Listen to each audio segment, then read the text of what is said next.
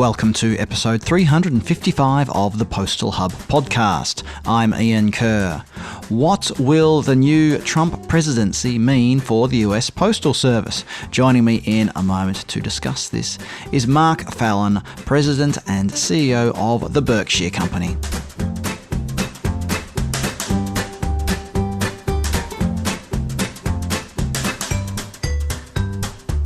Joining me on the line is Mark Fallon. Mark is the President and CEO of the Berkshire Company. Mark, welcome back. Some people may be aware, it wasn't publicised very widely, but there's recently been a presidential election in the USA, and Donald Trump has been elected and is the, what do we call him? He's the president in waiting. What do we call him? The president-elect.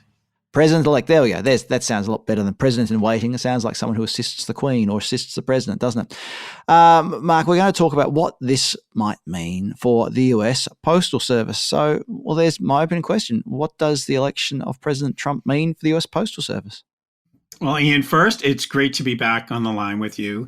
And in the immediate future, President Trump's election has very little impact on the Well, that's enough. Thank you very much, Mark. That's great chatting with you. The shortest podcast in history. Now, I suppose we should probably go into a bit more detail about the short and medium term implications. So it's not that I'm being a little bit flippant, Mark, saying, well, that's it. We don't need to talk anymore. But what could it mean? Because there is a role for the president and for Congress in the US Postal Service. So what does it all mean? Well, so what's interesting is, and because this is an international podcast, and even many people in the United States do not understand the governing structure of the Postal Service. So there's two sides. There's management and oversight. And with management, it's the Postmaster General and the people he hires. And the Postmaster General is appointed by the Board of Governors. There's no defined term. He serves at the will of the governors. The president has no direct say in who the Postmaster General is. Now, I said no direct say. Mr. DeJoy was hired by the Board of Governors in 2020 during Mr. Trump's first term. All of the governors at that time had been appointed by President Trump. Well, all sides have denied that politics have had anything to do with the appointment. The chair of the Board of Governors at that time, Mr. Robert Duncan, had been the past national chair of the Republican National Committee. And Mr. DeJoy had been the deputy finance commissioner for the Republican National Committee. But as I said, there was no direct influence by the president on the hiring of the PMG. So because there's no direct influence, again, Mr. Biden, President Biden for the last 4 years has not attempted to replace Mr. DeJoy or even brought that up. In fact, he gave the Postal Service an award for environmental improvements just recently. So again, the president doesn't impact the PMG directly. Where there is potential impact long-term is in oversight. And oversight is divided between the Office of the Inspector General, the Postal Regulatory Commission, the Board of Governors, and Congress. So with the OIG, that is Ms. Tammy Hull, and she was appointed in 2018 by the Board of Governors. Again, similar to the Postmaster General, there's no defined term for the appointment. Before, that was just the Board of Governors. If you remember back in 2022, there was the Postal Service Reform Act. I know that was high on our list. I'm pretty sure I talked to you about it. The OIG is now appointed by the Board of Governors and the Postal Regulatory Commission. I really doubt that unless Ms. Hull retired or resigned, that she would be replaced in the immediate future. She is recognized throughout the industry as running a independent and professional organization. So very little change there. So that's the OIG, and you just mentioned that there's been a small change in the past with the appointment of the OIG. What about the Postal Regulatory Commission, the PRC? So the Postal Regulatory Commission, they have 5 commissioners. They're nominated by the president and then confirmed by the Senate. And to again reduce the influence of any one election, they serve 6-year terms. 2 of the commissioners, Commissioner Fisher and Commissioner Poling, were just confirmed. So their terms don't expire until 2030, well after this term. The other 3 commissioners, one term, Commissioner Kubayanda expires in 2026, Commissioner Day 28, Commissioner Taub 28. So again, there'd be no immediate change there. The one possibility is that the president can designate who the chair is. So for example, President Biden appointed Michael Kubayanda, who is a Democrat, as the chair. So President Trump could appoint one of the 2 Republicans who are on the board as the chair. I don't think that will influence the PRC at all. I think they're one of the most bipartisan groups in Congress. They're really dedicated professionals. You look at their backgrounds, you have people that have worked in the Senate, people that have worked for the Postal Service. Commissioner Day was an executive at the Postal Service for over 30 years, I believe, and then was in Europe with Post. So these are great professionals. I have met with each of them, some more than others, for long periods of time. They're committed to exercising proper and consistent oversight. And I don't see just changing the chair, how that will change the direction of the PRC in any way whatsoever. What about the funding of the PRC? Will the change in president have any impact on the funding of the PRC? There's been some talk in the past that it's been under-resourced and unable to respond to the price changes that the US Postal Service has put forward, and not just been generally under-resourced, without trying to apportion blame to anyone, but or be mean, because I'm not mean. Not while the recording light's on anyway, Mark. So great question. In the past, the president was responsible for the funding. They were part of the executive branch, the PRC. However, remember I mentioned earlier the Postal Reform Act of 2022. That changed the funding. They are now funded. Their funding is approved by the Board of Governors. So there has been claims that the Board of Governors has not fully funded the PRC to the point that they want to. If you look at 2 years ago, the PRC asked for a significant increase in funding because of all the changes. You pointed out, one of the PRC's major responsibilities is to review and approve all postal rate increases. When they were once a year, okay, we can do that. Now they're twice a year. So there is more work. And there is so much more data than ever before. And that's just going to continue to grow. And so the president doesn't impact it, the board does. And I'm sure that tension will continue to remain regardless of who sits in the Oval Office. Maybe the PRC could set up a GoFundMe page, and have a social media campaign, do some TikTok videos, try and raise. No, I'm kidding, everybody. Let's move on before we get too silly. Let's keep it serious here, Mark. The Board of Governors, you mentioned the Board of Governors before, and a number of times in our discussions on the podcast over the years, we've talked about the role of the president and the role of this, I think it's the Senate, in reviewing the nominees for the Board of Governors, because for a long period, there was not enough. There weren't enough governors on the board. So we're not heading towards that again, are we? Oh, I hope not. That was a very tense period within our industry. During the Obama administration, certain senators had parliamentary maneuvers that prevented any of President Obama's nominees ever being confirmed from either party, by the way. Neither the Republicans nor the Democrats or Democratic nominees were confirmed. I don't see that happening because President Trump is a Republican and the Senate is chaired by Republicans. So I don't see that being a thing. There are 2 current openings and soon to be a third. If this is broadcast after December 8th, there'll be 3. On December 8th, Governor Hajar, his term will end. His term actually ended. Strange thing in the United States, his term ended on December 8th, 2023, but he is allowed to stay on for 1 year until his replacement is named. And then he's off. So on December 8th, he will be completely off the board. So President Biden had nominated 4 people to be governors. Marty Walsh, Val Demings, who are both Democrats, Bill Zolars, who originally was appointed to the board by President Trump, and Gordon Hartogenesis, who is a Republican as well. Last Thursday was the hearing for these nominees.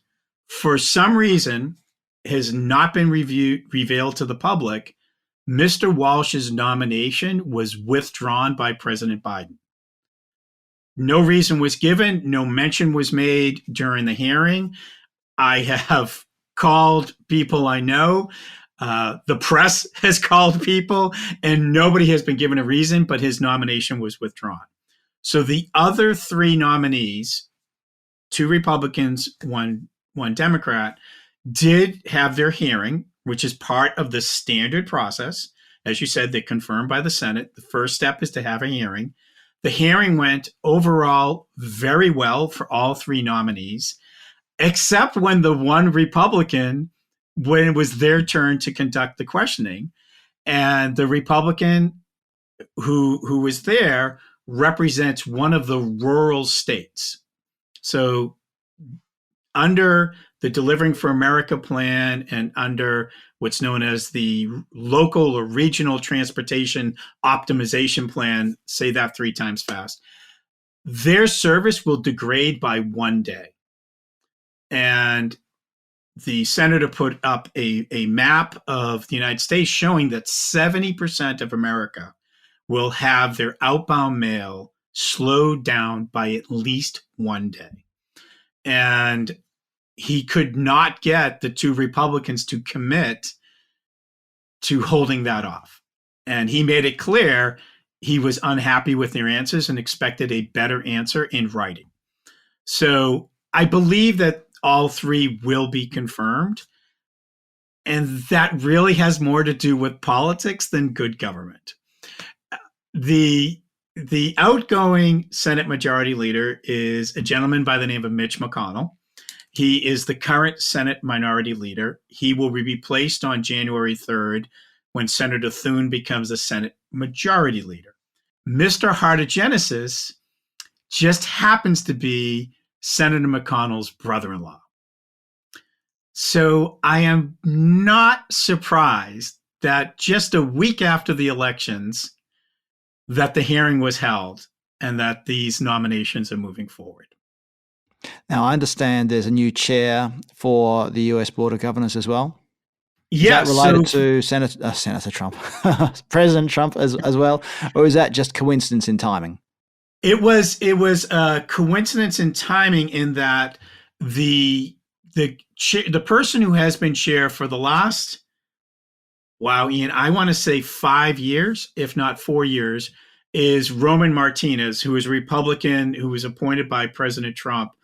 His term expires on December 8th. But remember I told you there was that holdover year? Well, at the Board of Governors meeting, the most recent one, Mr. Martinez said he didn't expect to be back because President Biden had put forward 4 nominees. He didn't know, right? Because the hearing was taking place at the same time. It was really fun on my computer to have 2 things coming into my ears. Just kidding, had YouTube playback. But he did not know at that time that he's going to be staying for his holdover year. So he thought he was stepping off the board, and the board elected Amber McReynolds as the chair. Ms. McReynolds is the only independent on the Board of Governors. She was appointed by President Biden. Her expertise in mail actually comes from being involved in elections. She used to run one of the organizations about independent election oversight and was a considerable proponent for voting by mail. And that was, and she constantly has talked about that. I think you've heard probably that the Postmaster General talked about the extraordinary measures that are taking place during elections. And I am sure that Governor McReynolds was being briefed regularly on those measures. Now, just quickly, before we move off the topic of the Board of Governors, we've been talking about the process, and this is not unique to the USPS, though, in the US context. I mean, those of us in other countries will say, well, hang on a second, why are you going through all this when the members of the board are just appointed by the government, or however it's done? This is not a unique process, is it, in the US? No, for most non-elected appointments at a certain level, the nomination is made by the president and then is approved by the Senate. It's a constitutional aspect of our government, and when certain positions are made, it is written into law that they were appointed. So the Board of Governors, his cabinet, the Federal Trade Committee, the Communications Committee, all of those, they are all go through this process of being nominated by the president, vetted by the Senate, and then approved by the Senate. Let's move on to, you mentioned five aspects of governance with relation to the US Postal Service that could potentially be impacted by the change in president. The fifth was Congress. So what does Congress have to do with this all? Congress surely can't direct the Postal Service to do something. It'd be completely dysfunctional. They cannot direct as a committee. So there are two committees. One is in the House is called the Oversight Committee. So that's a pretty easy name of what their job is. In the Senate, it's called the Committee on Homeland Security and Governmental Affairs. So they are the committees that would call the Postmaster General to testify about any changes they're making or impact to service.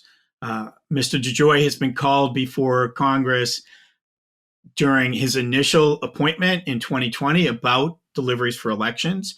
As the Delivering America for America plan has been implemented, there have been, I'll say, hiccups, and certain areas of the country have seen considerable degradation of service. So he's been called before Congress to explain that. Where Congress can direct them in is if they pass legislation. And the Postmaster General and the Board of Governors, they have been saying this probably since 2022, after the legislation was passed, that more legislation is needed. The Postal Service would like legislation that changes how much money they can borrow, because that set hasn't been changed, I think, in 50 years. And the other is how their retirement funds are managed. So those are two places where they feel financially they need to have changes. And that's where Congress can directly impact them and direct them. They can say, for example, in 2022, they said, you must deliver mail 6 days a week. Believe it or not, that was not part of the law until 2022. It was just we had a long conversation about that at the time, Mark. And if I can remember which episode it was, I'll point everybody to the episode. We talked about the actual, how there wasn't previously a standard definition of the USPS's USO for letters. And there still isn't. So the USO is still not defined. It's just that they must deliver 6 days a week, and it must be an integrated package and letters. Is there a USO for post offices for the retail network? No. Oh, well, happy days. Everybody go crazy, US Postal Service. Just go nuts. That is a considerable area where a post office may be closed for a variety of reasons. I think you've seen, the storms that happened in North Carolina wiped out towns. Those post offices are closed. Same thing has happened due to fires in the West, et cetera. Years later, some of those post offices are still closed. and Congress cannot direct the Postal Service to reopen them unless they change the legislation. They can always. Wasn't that the other thing that so much of the US, the legislative activity relating to the US Postal Service related to the names of post offices? Yeah. So one of the things that I do. I know we're getting off topic a little bit here, Mark. No, but it really does show. No, I think because what it shows is the fact that what Congress can do and what Congress actually does.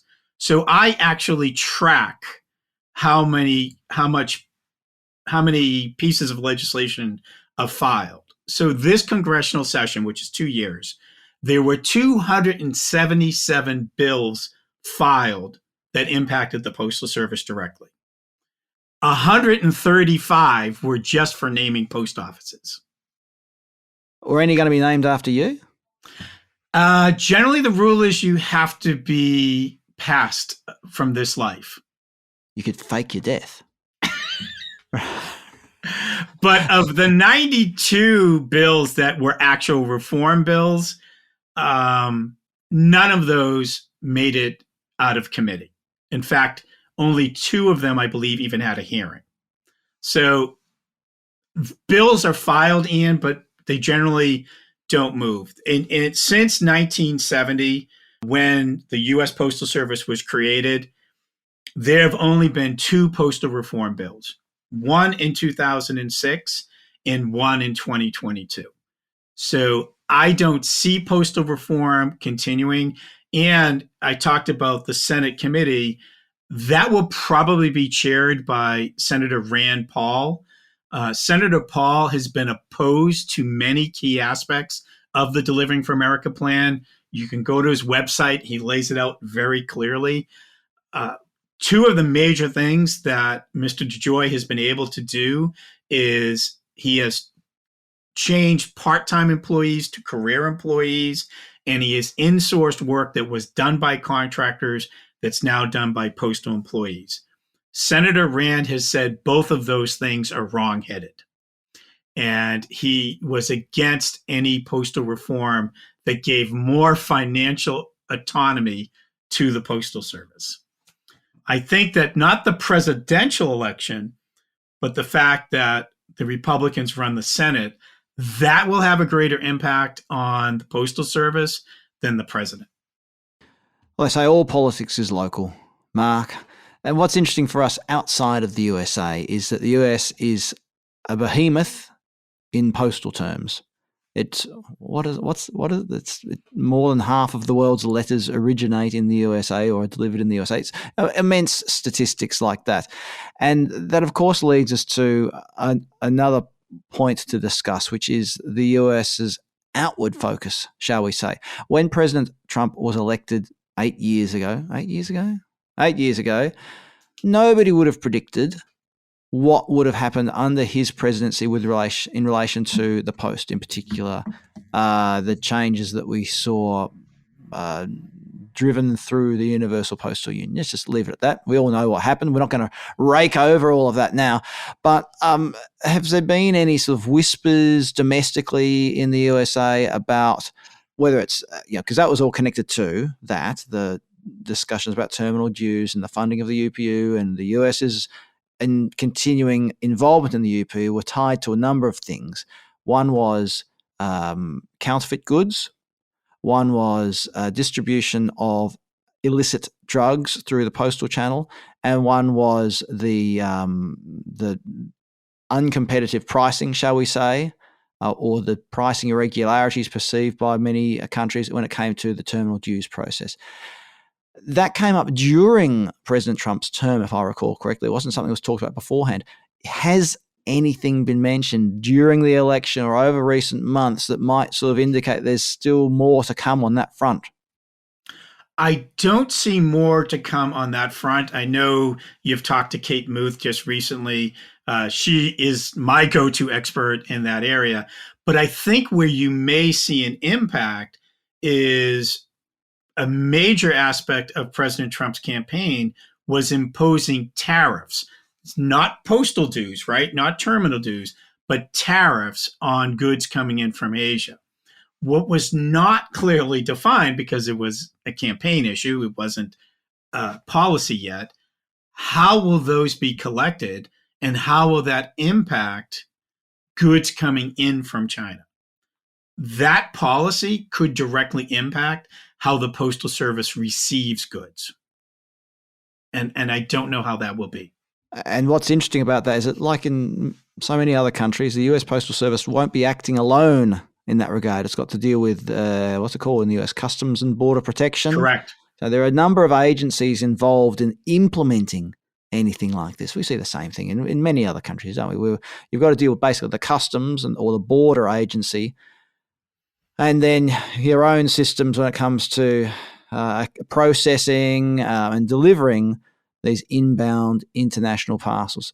Anyway, I do recommend everybody go back, if you haven't already listened to it, listen to my discussion with Kate Muth in episode 353 of the Postal Hub podcast, available where all good podcasts are heard. And we have a very interesting discussion there about the practical aspects of what tariffs might mean for low-value parcels, which are typically the parcels that we see in the postal stream.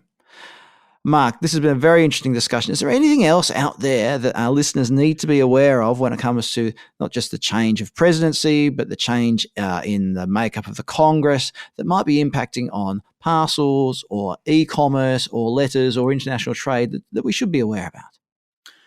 I think that the only thing is that Mr. DeJoy has made it very clear that from his point of view and the Board of Governors, that the future is parcels.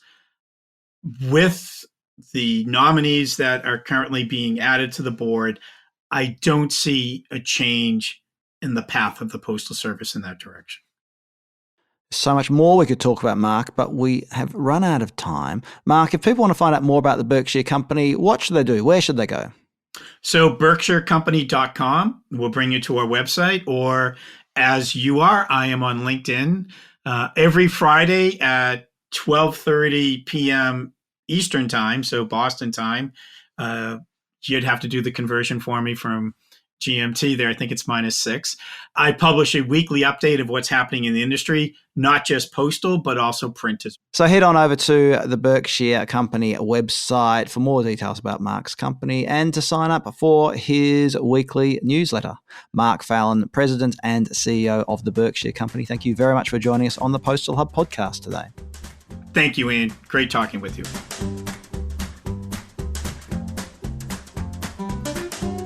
Coming soon on the Postal Hub podcast, we'll talk with one of the co-founders of a new social delivery company, and we'll have our traditional, is it a time-honoured tradition?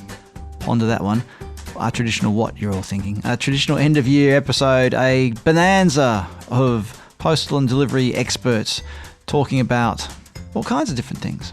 Stay tuned for that one. We don't really stay tuned, do you? Because after this is over, you'll just wait for the notification for the next episode, won't you? Won't you? I don't know. Anyway, subscribe to the Postal Hub podcast if you haven't already. Go to whatever platform you're listening to this on, or any other platform, I don't mind, and subscribe. Leave a rating, that'd be great. A 5-star rating, a subtle 5-star rating if you can make it subtle. Yeah, not an obvious one. Oh, anyway, give us a rating. That'd be nice. And do sign up for my weekly email newsletter or even my daily delivery digest. Go to thepostalhub.com and follow the links there to sign up. And you can follow me on LinkedIn. You can follow the Postal Hub podcast on LinkedIn. And what else? Oh, if you want to email me, my email address is ian@thepostalhub.com. I'm Ian Kerr. Thanks for listening in, and I look forward to your company next time on the Postal Hub podcast.